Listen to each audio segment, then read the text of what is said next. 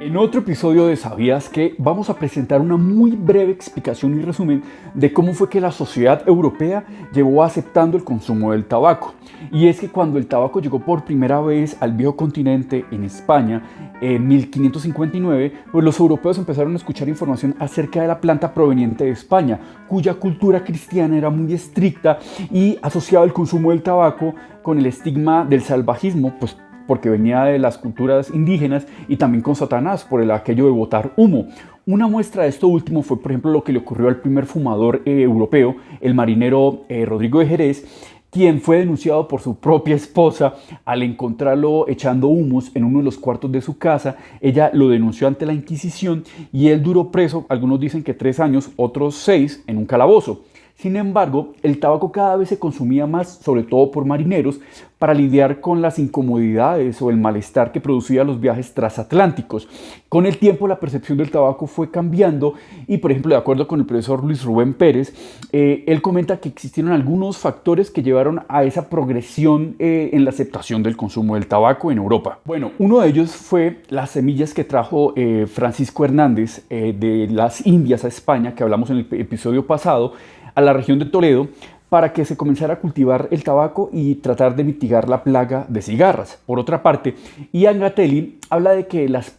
plantas se destinarían para usos ornamentales en los jardines de los palacios o los castillos. De hecho, el botánico portugués Damino de Goes sería quien las daría o quien daría las plantas a Jean Nicot, quien como embajador había sido designado para viajar a Lisboa y decorar la boda de los descendientes de los reyes de Portugal y Francia. Eso fue en la mitad del siglo XVI básicamente. Para Jean Nicot había muchos rumores sobre los usos medicinales del tabaco, sobre todo por parte de los indígenas del Nuevo Mundo, y esto lo llevó a experimentar con la planta, incluso para tratar con éxito a una persona que tenía cáncer en Lisboa a punta de ungüentos de tabaco. Con estos antecedentes, en 1560, Jean Nicot le obsequiaría las semillas y las plantas de tabaco a la reina francesa Catalina de Médicis, quien tenía cierta inclinación hacia la magia y la alquimia y encontraría un alivio para tratar sus migrañas con el tabaco y sobre todo con el rapé. Este sería la primera vinculación del tabaco con la aristocracia, que sería un elemento decisorio para lograr la aceptación del consumo del tabaco. Por ejemplo, la reina Isabel I de Inglaterra promovió el consumo del tabaco y sobre todo de pipa en sus súbditos, buscando calar cada vez más esta afición. Con esa misma intención medicinal, en 1565 el médico sevillano Nicolás Monardes publicaría el folleto Historia Medicinal de las cosas que se traen de la Nueva España, en la cual indicaba las propiedades curativas del tabaco para cualquier tipo de malestar. Y tal fue su impacto que incluso su obra fue traducida a diferentes idiomas. Asimismo, el tabaco llegó al clero, ya que gracias a los experimentos de Jean Nicot, el monseñor Próspero di Santa en Lisboa obsequiaría unas semillas de tabaco al Papa Gregorio XIII, quien terminaría cultivándolas en los jardines del Vaticano, e incluso él sería un defensor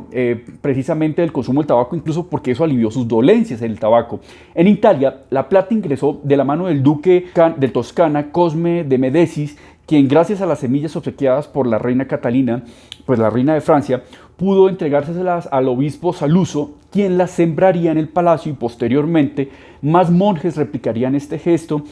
con otros reinos italianos, siendo irónico casualmente que fuesen los cristianos o los representantes del clero quienes atacaban inicialmente al tabaco, que fueran los que promovieran su cultivo en todo el mundo. Pero bueno, estos cultivos de los monjes, que también se conocían como estancos,